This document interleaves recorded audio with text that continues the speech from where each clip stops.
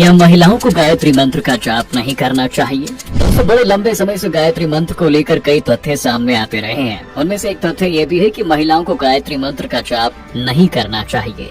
पर ऐसा कहने के पीछे का कारण क्या है, शायद ही किसी को पता हो। तो चलिए जानते हैं कि आखिर ऐसा क्यों कहा जाता है। दरअसल पहले गायत्री मंत्र का जाप सिर्फ वही लोग करते थे जो जनेऊ धारण करते थे। सदियों पहले पुरुषों के साथ साथ महिलाएं भी जनेऊ धारण करती थी। इसी वजह से पुरुषों की तरह वो भी पूजा पाठ जैसे धार्मिक कार्यों में हिस्सा लिया करती थी। लेकिन समय के साथ ऐसा होना बंद होता चला गया और आज तो सिर्फ पुरुष ही जनेऊ धारण करते हैं, वो भी सारे नहीं।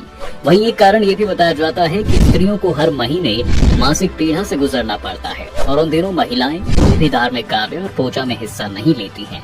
इसलिए स्त्रियों को गायत्री मंत्र का जाप नहीं करना चाहिए, क्योंकि ये ऐसा मंत्र है जिसे अगर गलत तरीके से गलत वक्त पर किया जाए उसका भारी नुकसान झेलना पड़ सकता है। वैदिक पद्धति की माने तो गायत्री मंत्र भगवान शिव, ब्रह्मा, गुरु वशिष्ठ, शुक्राचार्य, गुरु विश्वामित्र द्वारा शापित है। इसलिए इस मंत्र को शाप मुक्त करके ही बोला जाता है, जिसके लिए मंत्र का जाप शुरू करने से पहले शाप विमोचन विधि का पालन किया जाता है। जो लोग बिना ऐसे किए गायत्री मंत्र का जाप करते हैं, ये सिर्फ मानसिक शांति मिलती है। लेकिन अगर व्यक्ति कोई सिद्धि या उपलब्धि प्राप्त करने के लिए इसे पढ़ता है तो वो उसे बिल्कुल प्राप्त नहीं कर सकता, क्योंकि इसके लिए उसे पहले गायत्री मंत्र को शाप मुक्त करना पड़ेगा। दोस्तों, इन्हीं सब वजहों के चलते गायत्री मंत्र का जाप स्त्रियों को नहीं करना चाहिए। अगर वो चाहे तो इसकी जगह श्री राम जय राम या फिर श्री राम नारायण नारायण हरि का जाप जरूर कर सकती हैं।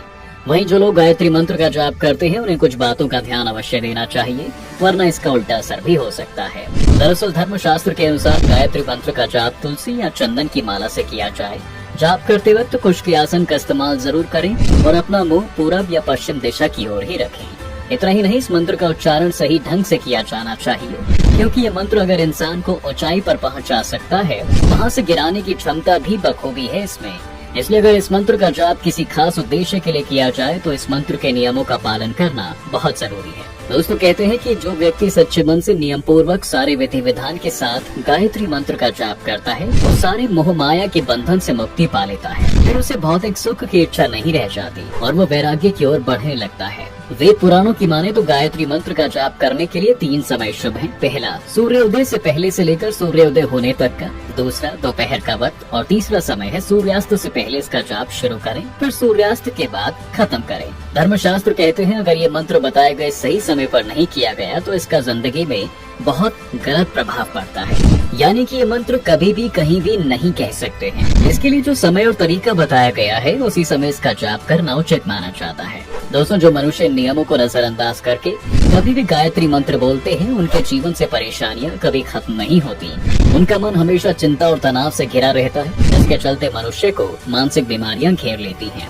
याद रहे, कभी भी इस मंत्र का जाप सूर्यास्त होने के बाद और आधी रात में ना करें, वरना इससे जीवन में ऐसी परिस्थितियां बन जाएंगी जिससे आपको समाज में अपमानित होना पड़ सकता है। इतना ही नहीं, अगर कोई इंसान किसी गंदे उद्देश्य के लिए इस मंत्र का जाप करता है या फिर अशुद्ध स्थिति और मन के साथ इसे सिद्ध करने की कोशिश करता है, तो इसके परिणाम स्वरूप उसे ऐसी विपरीत परिस्थितियां झेलनी पड़ती हैं जो उसने अपने जीवन में कभी सोची नहीं होती। तो दोस्तों, आपको ये जानकारी अगर अच्छी लगी हो तो वीडियो को ज्यादा से ज्यादा शेयर करें और साथ ही कमेंट में जय श्री हरि लिखना बिल्कुल